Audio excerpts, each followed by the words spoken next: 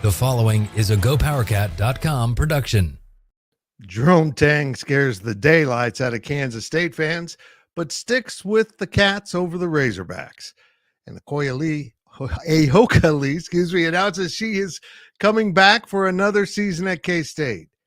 But are we done with the Jerome Tang possibly leaving storyline? We'll get into that and so much more on this edition of The Insiders. Welcome to the K-State Insiders, your Kansas State sports show, presented by Synergy Financial Partners. Now let's go to the rolling Flint Hills, home of the Cats and Dogs studio. Here's your host, Tim Fitzgerald. I could not have mispronounced her name worse. As soon as I said it, like, what happened to your brain, man? Hey, Big B, you tell me you've had the eclipse there already, right? Absolutely. I mean, it's just getting started. Okay. It's just getting started, but I was out there. You know, my wife bought sunglasses. She bought those crazy glasses, so I was out there. Okay. Well, look, Gills, I know you were probably going to watch the eclipse. Are you going to leave in the middle of the show to go out and stare at the sun directly without eyewear? What's that mean? You don't talk now? Yeah, well. Okay, whatever. Glenn Kinley, good to see you, my friend. Good to see you too. We got the pups in here too. Yeah, I decided to put the studio cam up. I kind of like this. I like it. This 5-camera look. Dude is in the hallway. I left the door open for him since it's beautiful. And who knows? Maybe the dogs want to stare at the eclipse. Maybe I have blind dogs. Just let them see Ryan. They're going to start barking after the comments he made last week. I know. Well, look, it's only a matter of time before someone makes a noise outside and it'll be on the show. But that's okay. Let's start with Jerome Tang. That was a wild about 48 hours because on Thursday we were hearing rumors. None of it was, to the level of being reported. And then it just seemed like it was going away with them zeroed in on Chris Beard because it really did truly look like Chris Beard was going to take that job, but he didn't. And then Jerome Tang was back in play. Our friend Trey Biddy, that runs the Arkansas site, says Jerome Tang was never offered. Maybe there wasn't the formal, here's the contract offer, but we know there certainly was an amount floated in pay in excess of $4 million, but they went with a guy named John Calipari. Never heard of him before. He's probably a young and up-and-comer. But K-State retains Jerome Tang, but now on Kentucky's short list is Scott Drew of Baylor, which would probably open the whole Tang situation back up. Big B, well, just give me your thoughts. This won't end. This won't stop, man. No, it's not going to stop. When you have a good coach, people want that good coach, so it's just part of the deal. You can't, look, people wanted Bill Snyder early on too. And I think there was a deal. I'm not that familiar, but I'm pretty sure he had taken another job and then decided at the last minute to stay at K-State. Right. So, this is what happens when you, not only do you have a good coach, successful coach, and especially in the landscape of college basketball on the way that you have to do things these days, Jerome Tang has shown that, hey, this is the way you do it.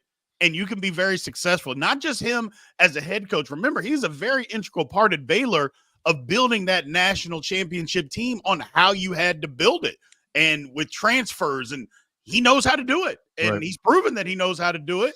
Teams are going to come after that. It's just the way that it is. So, as long as K-State can keep up their end of the bargain, and him as well, don't get me wrong, he's got to continue to win. Can't have seasons like this year and continue to get raises. I should say that. Got to continue to win. But as long as that happens, we'll be okay. But teams are definitely going to come after him, though.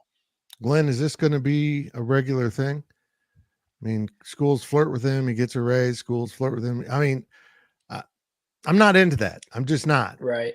And be where your feet are.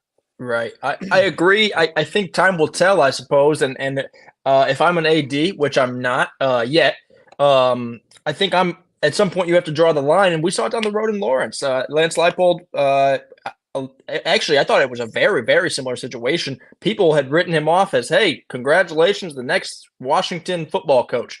And people thought he was going, and he got a contract extension and a raise, and he stays. Now, if I'm an AD, at some point I'm saying, hey, all right, we got you your deal. We can't do this every time there's a job opening, right? And that goes for not just in Lawrence or Manhattan. That goes for anywhere. I think you have to draw the line at some point, but it's also normal. I agree with you, Fitz. I don't love it. I don't love this. Hey, I might leave. You better pay me more. I think I don't know that anybody doesn't do it. I think it's part of it at this point, I suppose. But I think it can't happen every time. And so time will tell on if this one was the one, okay, I got it. I got my new deal. I'm good now. We're not going to entertain these things. Or if this happens again. And maybe that was a conversation that was had. I'm not sure.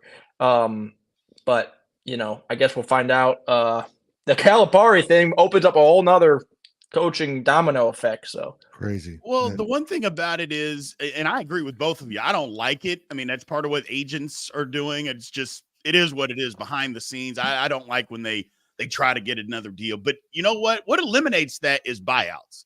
You can do it. I agree. Hey, the first one, you know what? We got your deal done, but we're not doing this every year. So you're going to agree to this $15 million buyout to show us that you really want to stay here, because we'll be more than happy to let you go if you're going to pay $15 million to us. That's a different deal. So like I said, the first time, okay, you know what? I get it. You've done a great job. We need to keep you. We want to make you happy. We want to make everybody happy, but you're also going to have to sign this buyout because, we're not going to do this every year. So if you want to do that every year, that's fine. Pay us the money and we'll start again anew. Yeah. Hey, I would add this, not to backtrack, but I would just say every AD or whoever is going to say we only offered this guy. So they say, well, they didn't offer Tang. I'm like, yeah. We had a source in Arkansas say that Juracek thought it was a done deal at one point, and so I think he was the job was his if he wanted it. Like you said, Fitz. I don't know if it was, hey, here's the dotted line to sign on, but I think it was an option. Gills, did you think he was gone? I did.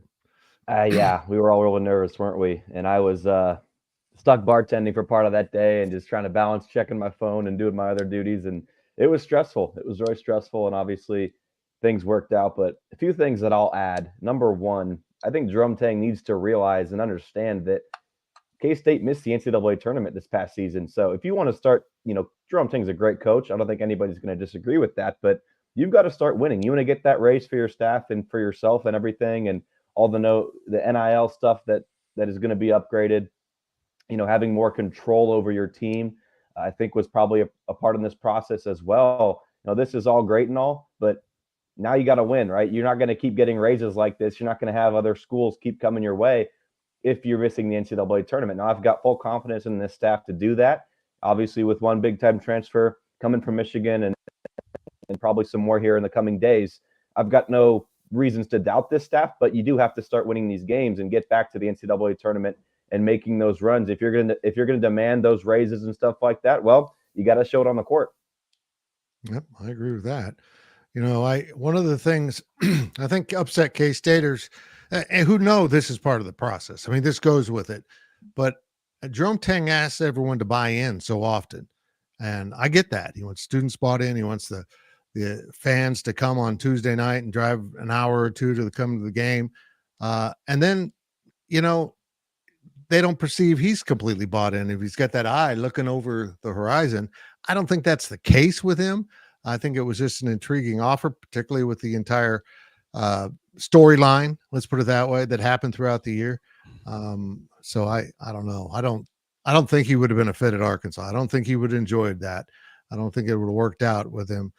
But we'll see if something pops up. I agree with many of the comments we're seeing on our live chat here that Kentucky isn't a Scott Drew place. They're not. Yeah, I would be surprised if Scott Drew left Baylor at this point. Now I would have told you the same about Calipari leaving Kentucky. So I could be wrong, but to me, I think he seems like he's there, and I'll be surprised if Scott Drew doesn't retire there. Big B, you're familiar with this Kentucky situation. Yeah. He beat the posse out of town. Absolutely. Here's the thing. If they could have fired him this year, they would have done so. That no ifs, ands, or buts. If he didn't have a $33 million buyout, Calipari was getting fired. That's just the end. There's no ifs, ands, or buts about that. So for him to leave and them not to have to pay it, they are overwhelmed. Now, they got to find a new coach, but let's just be honest. It's not hard to find a coach to coach at Kentucky. So I keep telling people, I go, it's going to be a name. It's going to be a big name that nobody's talking about. You know, they like to do things behind the scenes. It's just like when Calipari got the job, nobody was talking about him. When Rick Pitino got the job, nobody was talking about him. So it'll be a name that we all know, and we're like, wow, okay. And nobody will be talking about it. That's kind of how they do business. But having said that, with the Jerome Tang thing, and just to go back to that, it's just, I understand fans being upset about him with I don't want to say he has a wandering eye, but if somebody comes and asks you to listen to us, I think everybody always has to listen. There's nothing wrong with listening. You know, now, do you take it a step further? That's a different conversation. But at the same time, there's nothing wrong with listening. But if the backlash is going to be, well, he's asking us to buy in, well, do we want to have a big-time basketball program or do we not? And if we want to have one, the buying in shouldn't matter who the coach is. You should be showing up on a Tuesday night in January. You should be showing up for those games. It doesn't matter who the coach is. You got to do that now, unless we're not going to be a big-time program and we don't want it. And I think we do. So I don't think we can look at it from that perspective. I get fans being frustrated, but you got to flip it around on the other side and look at it that way. Hey, we want to be a big-time program. Big-time programs, they show up. Doesn't matter who the coach is. They show up. Gills, Bruce Weber to Kentucky, right? He took the words right out of my mouth. I mean, they're looking for a big name. He's beaten them in the Sweet 16. Bob Huggins. You know, I actually thought of that. Bring Hugs in for a few seasons with someone under him, but that's not what Kentucky's going to do. They're going to try to get Jay Wright or Bill Self or Brad Stevens or Brad Donovan. Stevens. Yeah. You know, they're gonna swing for the fences, and they should. They're Kentucky. They were paying Cal, $8.5 million, much similar to what I pay Ron Gilbert. Well, just there's a decimal point in it. But Gills, is this a distraction for the K-State program? I doubt it. I mean, unless Scott Drew is going to leave to Kentucky, and then that Baylor job opens up, I can see that. But I mean, the biggest thing, Big B, you mentioned it with Kentucky with Calipari. One of the bigger things there was, fans weren't happy with him, right? So Calipari is like, all right, I'd be happy to leave this place. And so Scott Drew, from our understanding, right, I think Baylor fans have no problem with him, right? He brought him a national championship just a few years ago. And so, and also, Fitz, I know you've talked about this. I don't know if it's on here or not, but just the fan support at Baylor does not compare, with all due respect, does not compare to what Jerome Tang has at Kansas State. Jerome Tang loves to talk about how much he loves the fans. And so you're not getting that down there in Waco, unfortunately. So I don't think this creates much of a distraction. Obviously, I don't see Tang. Yeah, I think Daphne sees it as a huge distraction, doesn't she? I don't see Tang doing that to Gene Taylor or the university after what he put fans through the last weekend. So I think the distractions are over. My wife came home. How dare her? Go ahead, Big B, go. No, I hope the distractions are over. I just don't want fans to get so discouraged. Look, you should almost take it as flattery that somebody else wants to come and get your coach. That means he's a good coach, and you've got somebody that people want. There's plenty of coaches out there that nobody's after their coach. And you guys, and I shouldn't say you guys, but fans of those schools are like, hey, will somebody please take this guy so we can get somebody else in here? So, and I think as K-State fans, we've been on that situation. We've been there. So now that we're on the other side of this, got to embrace it a little bit. It's don't get me wrong, it's nerve-wracking because me and Fitz talked. I was like, he's leaving. There's no way he's staying. He is out of here. So thank goodness he's here. Hopefully he's here for a long time, and we can just continue to build on this thing. And we don't know exactly what the talks were or what his motives were behind those talks. He may have seen this as an opportunity to get more, I don't know if support's the right word, but financially, I'm not even talking about a raise for himself, but NIL support and ways. Jerome Tang wants to win. And so if he was like, man, this is a way that I can actually get better resources for my student athletes, better support for my assistants to keep those guys around because he believes that they impact winning. He may have said there's no reason why we wouldn't do this and add that ammo to what we have, whether that's NIL or staff or I don't know, facilities, donations to the athletic department, whatever it was. I think maybe there was a motive there that was impacting Kansas State. I'm not saying that he didn't consider it. I don't know if he did or not, but it might not have all been just wanting to get out of here. I don't think that was the case at all. Well, Gils, this did impact the Wildcat NIL. They've seen a spike in membership. Big time. Yeah. It's been gonna moving say the something needle about for that. them. It's interesting. I think Well, fans to are just piggyback on what simply you starting to said realize earlier, that that's Glenn, real. is you said talking about getting more control of his team. I think it was you, Glenn, or maybe it was you, Ryan. I can't remember. Said to have more control of his team. Well, I think I know where we're going with that, and I think that had a lot to do in the negotiations. I think that is something that, hey, if I'm going to stay here, I'm going to coach my way. I'm going to do it this way, and I don't want anybody getting in the way. And you're going to write in the contract, if you do, I'm out of here, and you owe me a certain amount of money. So I guarantee you that was part of it. I guarantee it. Whether we want to think it's right or wrong, I just think that was part of it. If you're going to let a player take classes, if you're going to let him graduate, he's going to be playing for my program. Absolutely. He's going to be on the roster. Absolutely. Yep, indeed. In other news, Ayoka Lee decides to stay. Glenn, not a big surprise, but still pleasant news for K-State fans. Yeah, I actually didn't know. I had talked to a K-State assistant last week, and he told me that at the time he wasn't sure and that it was a coin flip. I think a lot of people thought when she didn't declare for the WNBA draft that meant she was for sure coming back. I didn't take it that way. I don't know. I haven't asked her this. I don't know if she plans to play at the next level, or a lot of the reason that she decided to come back after that season-ending injury a couple years ago, she's like, I want to get my degree. Like, she's like, there's a reason I'm pursuing this education. I want to use it after school. And so I thought there was a chance that she was going to say, you know what, this was fun, 61 points. It's been a heck of a ride. And now I don't know what her degree is in, and now I'm going to see if Olathe North has any teaching openings, like something like that. And so I was thrilled when she announced that she's going to come back. I think they have a chance to be a really special group next year. And I think she needs to average like 3 points a game or something like that to break K-State's all-time scoring record. One thing that's just crazy is she has a chance to be a 5-time first-team All-Big 12 selection, which is insane. It'll never be matched unless they change the rules of eligibility. Yeah, exactly. Yeah, unbelievable. The impact that she's made. And let's be honest, guys, Ayoka Lee playing on your basketball team is probably the best recruiting pitch you can have, right? Yeah. So, Big B, women's basketball has blown up this tournament season. I mean, Caitlin Clark brought so many eyes to the game. I'm just astonished, but that's good news for K-State because K-State has taken women's basketball pretty seriously for a while. Absolutely. However you get the eyeballs, that's how you get the eyeballs. I think it's been great. What Caitlin Clark has done has been great. Throw in a little bit of controversy with Kim Mulkey, Angel Reese. Throw in how good of a coach that Dawn Staley is, that she has a collection of ladies on her team that have just bought in and said, you're not going to play more than 30 minutes. You're not going to average 20, 25 points a game. But together, we're all going to be good. We're all going to win. And if you want to play, you can play. If you want to move on and play, but you're going to graduate, I don't care what you do. And I just think that is great. And K-State, it has taken advantage of that. A lot of eyeballs, a lot of support for the K-State basketball team. It goes without saying how proud I am, not only of fans, but what the program has built.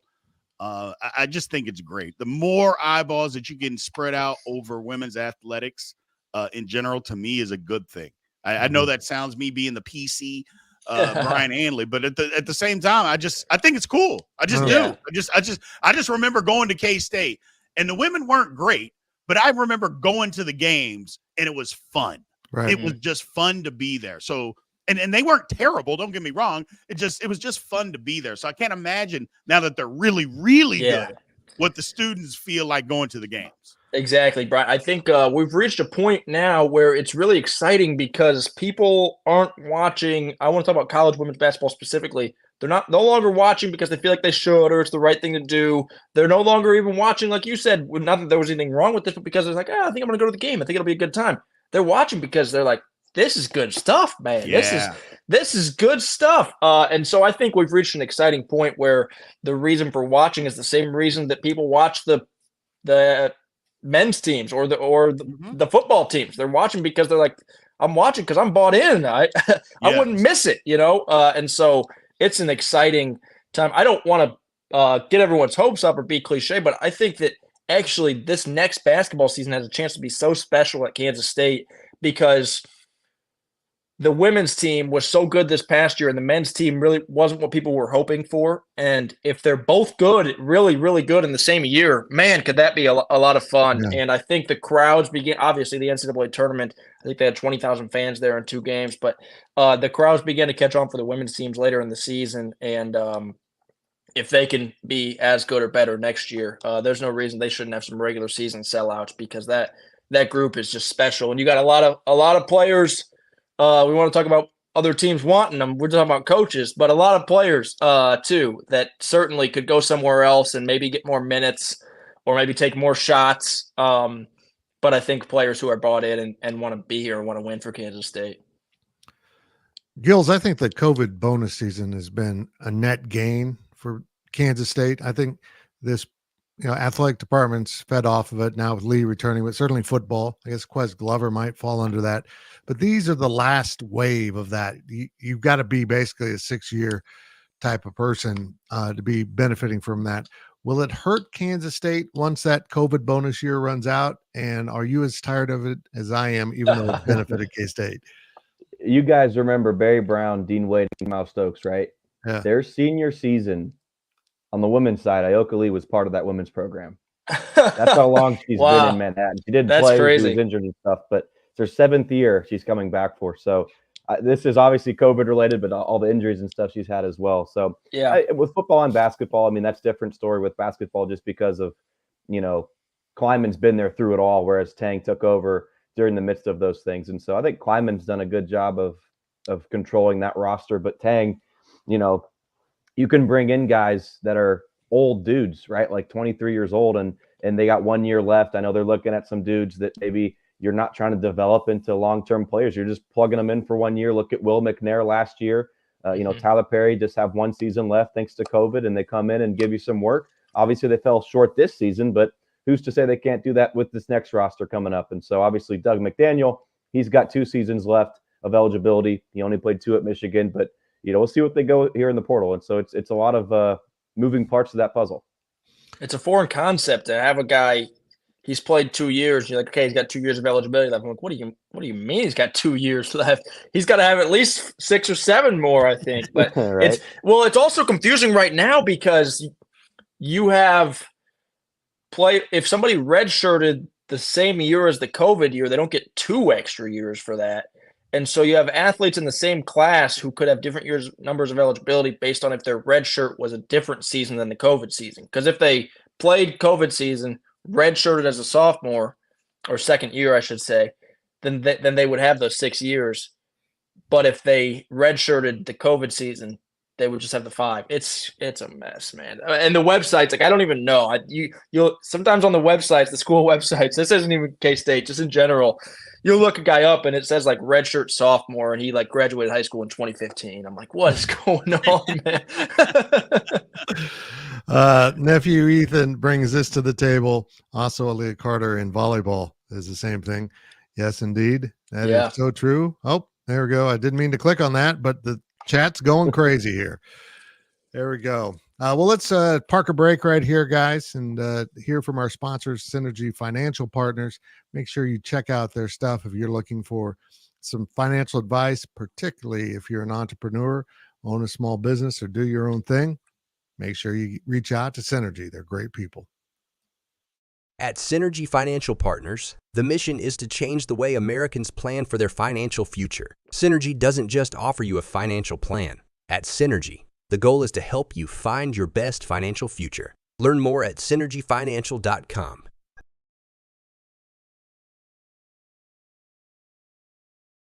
Welcome back to the show. Let's head back to the studio. Welcome back to the K-State Insiders. Fitz and Gills and GK and Big B and Daphne hopping in her chair. We're all right here. The dog cam is alive and well, and so are the dogs. Other topics here, guys. Folks, if you're in the chat, make sure you drop some questions because we'll be more than happy to answer it. Ryan Gilbert, K-State looks like it's going to do some serious damage in the portal. I mean, Doug McDaniel's step one, but there's more guys out there that could very well, top players considered by experts in the portal end up at K-State. Yeah. I mean, I think that this whole stuff with Jerome Tang is obviously, we'll see where NIL goes. I think that there was some stuff in there. So it's not just, Jerome Tang wasn't just asking for a raise for himself, right? For the betterment of this program, Jerome Tang, I think, is going to take advantage now of some new opportunities, right? And we talked about Wildcat NIL just a few minutes ago. Fans are now understanding and realizing that you can truly, make a difference. Absolutely. Obviously, if there's a bunch of people that are, coming together, it makes a difference. It truly does. And so fans, you look at Wildcat NIL, like the stock has just exploded over the last, couple of weeks, maybe a month. And so they're doing a great job there, but it all starts there. It really does. And so I know Jerome Tang doesn't want to prioritize that, maybe work that out later on in the process, get you to Manhattan on your visit. Okay, this is what we're about as a program. You're going to have to work hard. You're not guaranteed anything. And then we can talk NIL, right? And then you can, have those negotiations, but you're not just bringing a guy here just for those reasons, for money. And so they've got a lot of spots still available. I think that Doug McDaniel is probably going to be the biggest splash addition that they can get in this offseason, but who knows? Maybe they can get some more guys. But regardless of who they get, I think that they've got work to do. But at the same time, I like what, people want to focus on the portal. How can K-State, reboot and rebuild for next year? I'm not going to overlook RJ Jones, Day Ames, Castillo, all these guys, Buddy Rich. If Gasson wants to come back, K-State does have some good pieces that return. Same thing goes for Kaluma, Glover, anybody that comes back. I see no reason why any of those returning players can't play, 15, 20 minutes. And, Taj Manning, I know he didn't play, and I'm not expecting him to play a bunch, but it says something that he's willing to stick this through after not playing much last season. He's got a real commitment to K-State University. He was a Bruce Weber recruit, stuck it with Tang, stuck it after not playing much at all last season. So any of these guys coming back can also make a big impact for this team. Well, I think that it's interesting to think about. Go ahead, Fitz. Yeah, we got a super chat here from our pal Cornelio, who's paying off my dog vet bills. Realistic, just how many spots does Tang and his coaching staff need to fill? Always enjoy the show. Thank you, my friend. Thank you very much. Gills, it's still got 4 open, right? Yeah. Yep. Assuming Glover and Kaluma stay and Gasson, all of them stay, it'd be 4 right now. But the answer technically is 0. Like I just said, they can win with the guys they have. Now, I think you want to probably create more like iron sharpens iron, right? Create that competition within your locker room to fight for those spots. So go out and get those guys, absolutely. But to truly answer that question, Cornelio, I would say 0. Yeah, they need a rim protector or two. Yes. And I think they want a sniper. They want a shooter. There's work to be done. Glenn, what were you going to say earlier? I was going to say, I think we've talked about this before on the show, but it's interesting because I think people last year or last offseason wanted even more out of the portal. Like, all right, we went to the Elite Eight, so now Jerome Tang's going to bring in the best 3 players in the portal are all coming to Manhattan, Kansas. And I think that maybe like some of that success and like even their brand blowing up. I think about like the clapping video in the locker room, right? Like stuff like that. I think that actually can impact you like a couple years down the road, especially definitely with high school commits, because you're talking to those guys from the time they get into high school. And so one good run in March, those guys are already all committed in that class specifically. But even with transfer commits, because I think we're smart enough to know that a lot of guys have an idea who they're going to talk to or where they're going before they're in the portal. And if they don't, it's very quickly that it plays out. And so although I would have loved to see K-State's Elite Eight run immediately, get them big-time transfers a month later, I think we might see some of that a month and a year later because there may have already been minds made up or guys already committed or on visits and stuff like that while K-State was playing in the Elite Eight. Yep, I agree. Our friend K-Ned, thoughts on Frank Martin's look at post play. He talked about that all 4 of the final 4 teams on the men's side run their offense through the post, something K-State doesn't do. Everyone says the post is dead. A lot of teams are advancing, though. You know what? I kind of agree with Frank, but I'm going to say this and be blunt about it. You got to have a high-level center to do that. Yeah. And if you have a high-level center, you're going to win games. it doesn't surprise me that all 4 teams have really talented centers. In fact, tonight's game will feature the 2 tallest centers ever to play each other in a national championship game. And they're both incredible players. If you have an incredible player, you run your offense through them, whether it's a post or a guard. But a post puts you at an advantage because they're a rare commodity. Well, the difference is that in high school and even growing up, just anywhere, they don't teach post play anymore. No. If you're tall, they don't teach you to be big. It's almost like we're glad that you're tall, but we want you to have guard skills. Everyone wants to have a stretch 5. Yeah, and so I think what he's saying, he's right. And you're also right, Fitz. You do have to have a high level post. But they just don't teach that anymore. Nope. They don't teach you to go down in there and you know what? You're big, go be big. They don't. It's almost like coaches don't want you to do that, and because they're in the way, there's not creating enough space. Well, Purdue's got back-to-back National Player of the Year because they said he is the space. We're going to play through this guy because I don't care what anybody says. Basketball has never changed. The closer to you that you are to the basket, the easier it is to make a basket. Period. End of story. I don't care if Steph Curry is on your team. That's fine. Steph Curry makes layups more than he makes 3-point jump shots. That part I know for an absolute fact. So if you got a big guy that can score inside, it's easier to do that than it is to shoot from 23 feet out. It's just people get so enamored with it. I love what Frank Martin said because he's right. He's absolutely right. But it doesn't start because in college, if you're not being taught that at 12, 13 years old, what are you supposed to do? So, yeah. Plus, I think, like you said, Fitz, you got to have a really good big to do it. So it's almost easier said than done. Like, just play through your big. And it's like 90% of teams in the country might be like, we would love to, man, but it ain't going to work. He's going to get blocked. He's going to get blocked 9 times in the first half, or they're going to double him and he's going to turn it over 14 times. Exactly. And so if you have the big to do it, it's going to work. But I think those guys are not all over the place. They don't fall from trees. Yeah. We'll go back to last season. Go ahead. Real quick here. I'll mention that K-State went up against Oscar Sheboy, who's one of the best bigs, dominant forces. Maybe wasn't as tall as like Edie or someone like that, but the blueprint's out there to navigate your way to beat rosters like that just because it's a matchup issue. And Oscar Sheboy got his numbers with rebounds and points were through the roof, but K-State still found other ways to win the game. And so obviously, yeah, you can go to the Final Four and win those games, but that's not the one formula you need to win because it can be beaten. Yeah, I think you play through the post if Will McNair's 4 or 5 inches taller. Correct. Yeah, right. I mean, he was one of the more effective posts in a while at K-State, and still I wouldn't have run my offense through him. Yeah, I would probably run my offense. They didn't have offense. Let's just be honest. They didn't really have. They weren't very effective on that end. Maybe that's because they didn't play through Will McNair. You got it. That's it. But yeah, I'm fascinated by tonight's game. Big B, who do you got? I think UConn's just unbeatable. Although having a 7'4" post man can make life difficult on anyone if you're playing him. That's not a bad idea. You should get one of those. But UConn can match them. Yep. That's the thing is that, and look, I just mentioned that Zach Edey is the 2-time Player of the Year.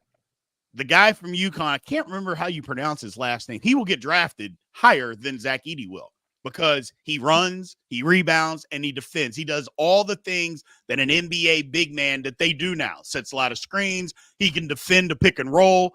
Edey can't do any of those things. Who wins tonight? UConn's going to win because while Edey might be the best player on the court, the next 6 belong to UConn, and that's the difference. They're better than what Purdue is. They're just better. We saw Purdue struggled the last 2 games. Their guards and wings struggled against guys to keep guys in front of them. Well, UConn is going to eat them alive if that's the case. If you can't keep them in front of them, they're just going to absolutely get a pick, go downhill, turn the corner, and they're not going to be able to do anything to stop them. What's the UConn's big's name? Is it Kinley? I can't remember exactly What? Is it Klingen? It's Klingen, I think, something like that. Yes. Well, actually, while we were discussing this, he was called for 3 fouls against Zach Edey. Zach Edey has already been at the free throw line 8 times while we were talking. This eclipse is screwing everything up. I didn't think the game was starting. Yeah, no, I think UConn wins. It was the same last year. It's just crazy how good they look. I actually think it's kind of similar to not the same type of players, but the women's tournament. Is that one team had the National Player of the Year and looked really good, but yet this other team, you're like, all right, well, these K-State guys don't even know how to pronounce their big man's name, but we know they're really good, and that's kind of how South Carolina was, where I probably couldn't name a couple players on South Carolina's roster, but I knew that they weren't going to lose, and that's kind of almost how UConn feels going up against Zach Edey. I'm not comparing Zach Edey to Caitlin Clark. Everybody settle down. You could go ahead and do it. We want some national exposure. Go ahead. They got very similar play styles. Beat Zach Edey on a 1-on-1. Go. Oh boy! I played the fifth. Throw a grenade into there. I think UConn wins by 10 points at least. I think the game gets away from Purdue. It'll be close in the first half, but about the 10-minute mark left in the game, UConn's going to go on a run, and that'll be the end of it. And hopefully it's not a run like they did against Illinois. I'd like to be able to stick around and watch the end of the game. That was crazy. Christmas. That was unbelievable. We didn't mention Brad Underwood with the Kentucky job. We should maybe do that one out there. He might get a look.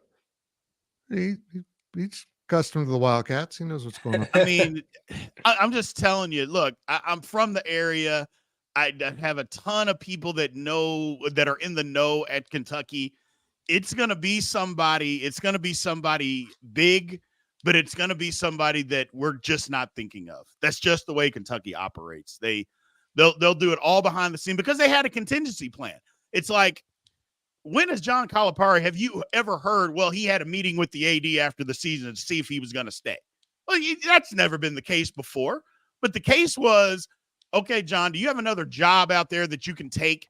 So you've been good. You've been good to us. We've been good to you. So we don't want to pay this $33 million buyout to fire you. But if there's another job out there that you can take, we'll work on the buyout to make it work for everybody. And there probably wasn't at the time. So then they had to announce he's coming back. Well, why do you have to announce a guy's coming back that has a lifetime contract? Why do you have to do that? That doesn't make any sense. I go, so you knew the handwriting was on the wall then at Kentucky. And it was just a matter of, is there a job that he can take that's worth his while? Well, Arkansas happens to be that job, because I've told people this. Kentucky's got a lot of things going for it. They've got money. They don't have Walmart money. I don't care. Plus Tyson Chicken money.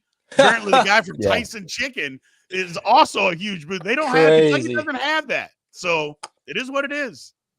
I thought it was fascinating. Supposedly the sons of the Tyson guy or him, they're like best buddies. Yeah, best buddies. So $3 million a year they're apparently kicking in on this salary. Oh my gosh. Which is odd because in this case it is indeed chicken feed. It's crazy. I'm interested to see though if they hire another current college head coach, because if they do, you're talking about 4 or 5, maybe 2, 3, I should say.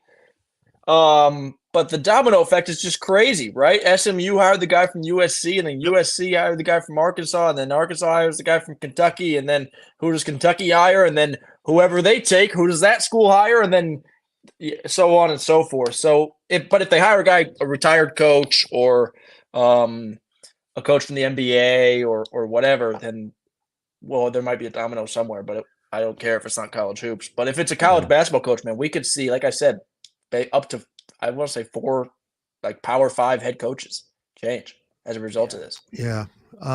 Gills, this has gone on every year through the history of college basketball. Coach leaves, someone comes in, they have to fill that job, they have to fill that job. But now with the portal, everything is so accelerated because you can't sit there for a week without a coach. You just can't. Because during that time, not only are you not recruiting, your guys are probably getting into the portal because they can do that when the coach leaves. So it's kind of just a real mess right now. If you don't get a coach hired in a week, and how long's it been on the Kentucky job? 5 hours, 10 hours. I don't know what it is. But if you don't get it done here in a couple days, you lose. That's how it's perceived. Yeah. You guys think back to last year.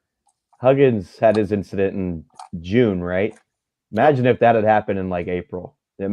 All the other dominoes that would have fallen at other schools. And so it's, Glenn, you bring up a great point. One thing just continuously leads to another. At some point it'll stop, obviously, but we're not done yet, are we?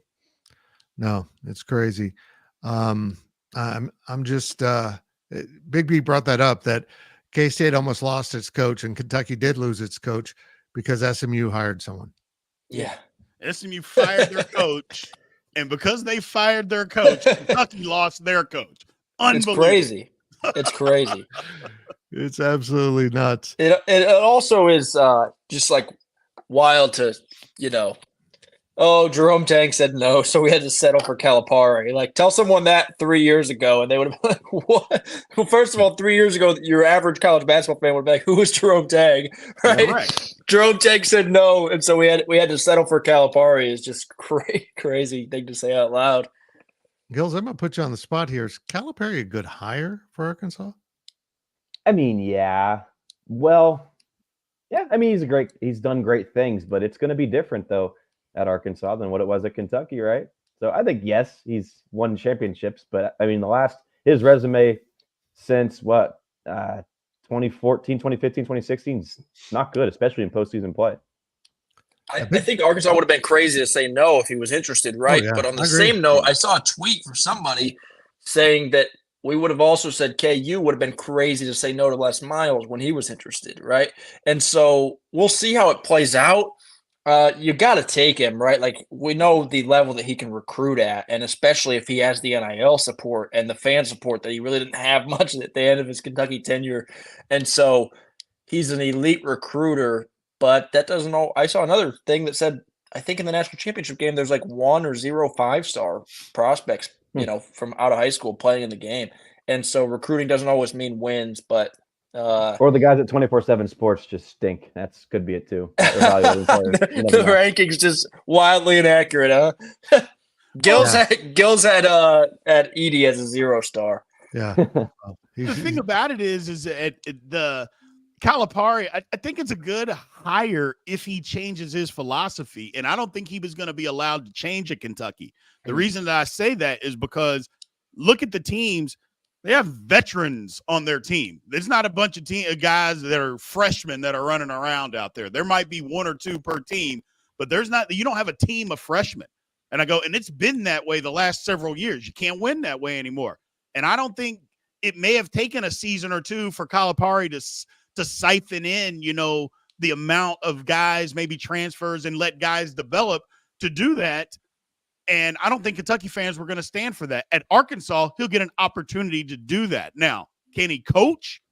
That's a different conversation because, look, I think Gills tried to allude to it without just flat out saying it. His X's and O's are just not good. But I'll be the first to tell you, they're just not good.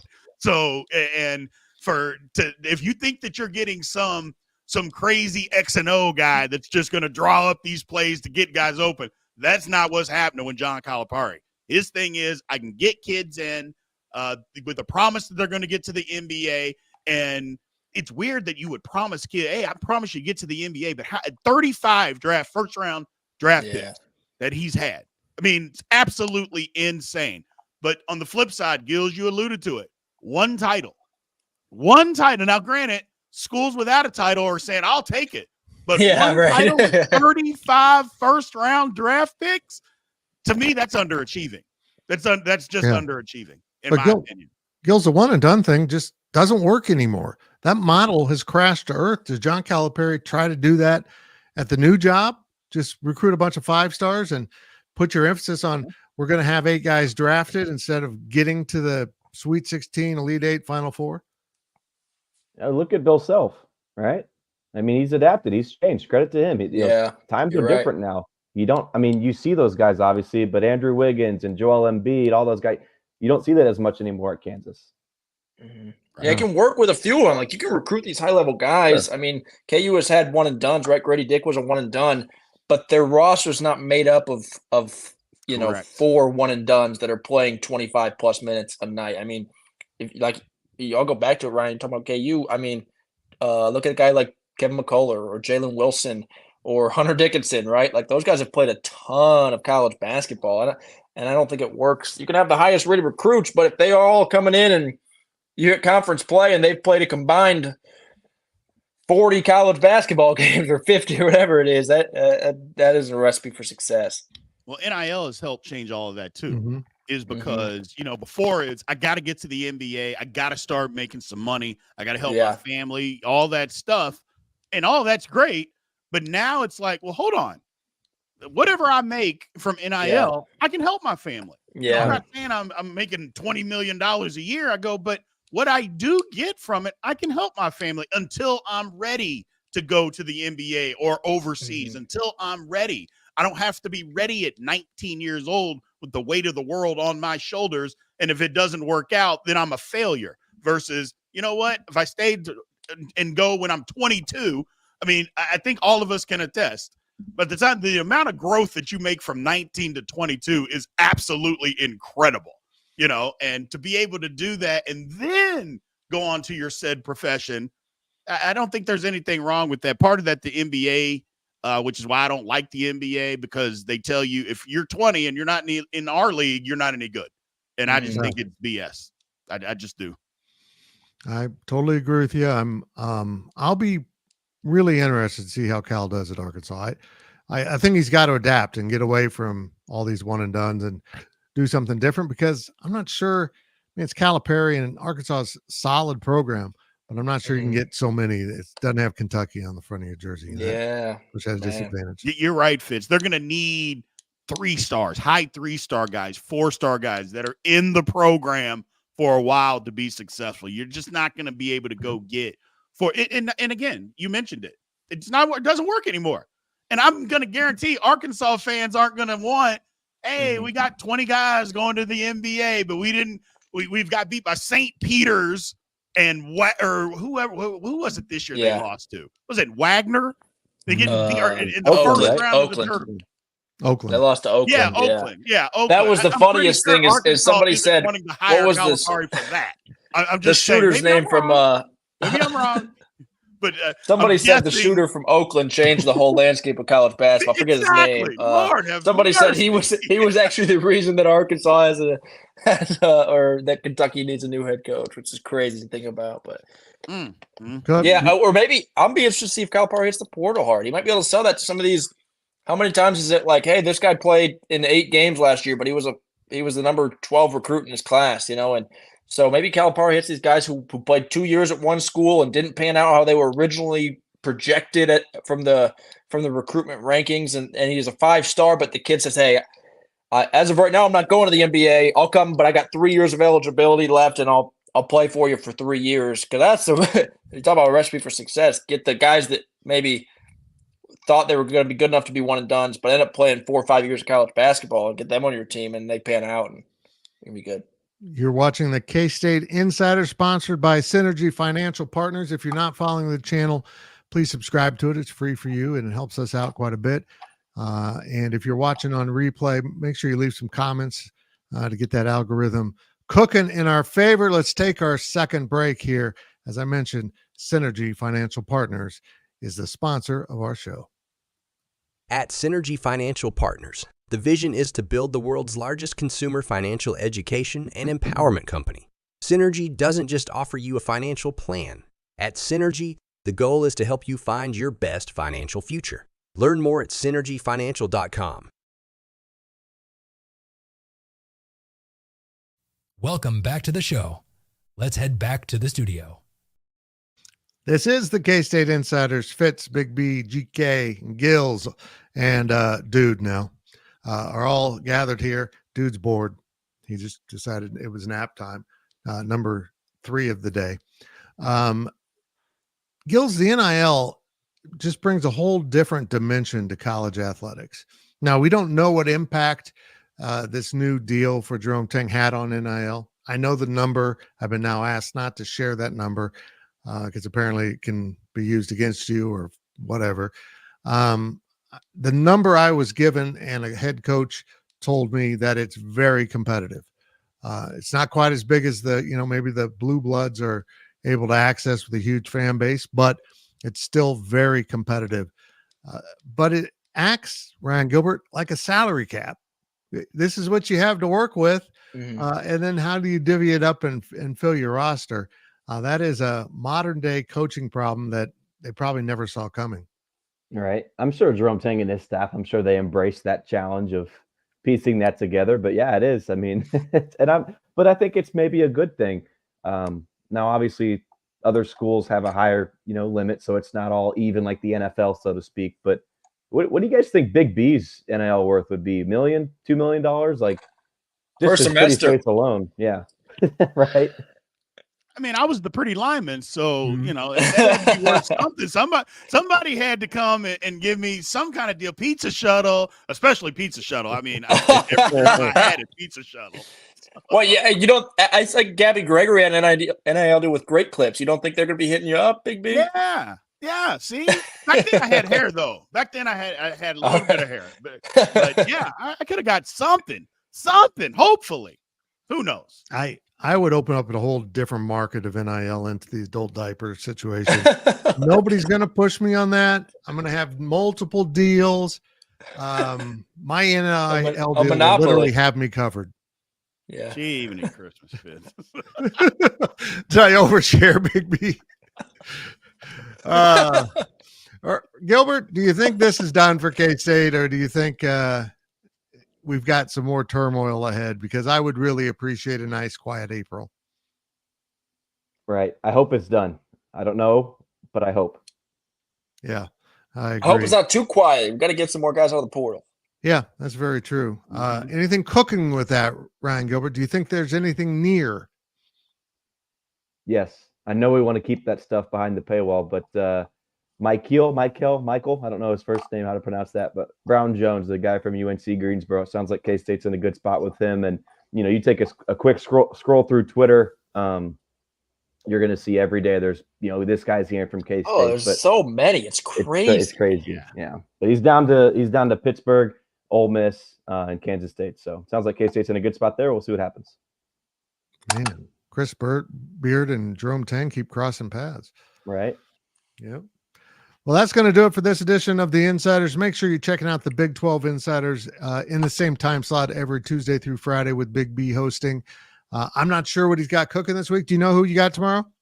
I do not. Okay. I think we're probably going to just dive into talking about some NIL and coaching changes and all that kind of good stuff and kind of go from there. Okay. That sounds good. I might be a part of that. I don't know. I don't know if he loves me after my last joke. That's it for the Insiders. We appreciate you watching.